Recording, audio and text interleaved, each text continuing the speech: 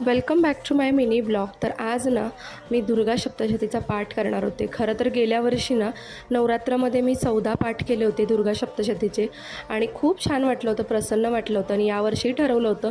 पण यावर्षी जसं की तुम्हाला माहिती आहे की मी नवरात्रीच्या पहिल्याच दिवशी अंबाबाईच्या दर्शनासाठी निघाले आणि त्यामुळे दुर्गा सप्तशतीचा पाठ करण्याची सुरुवातच राहून गेली.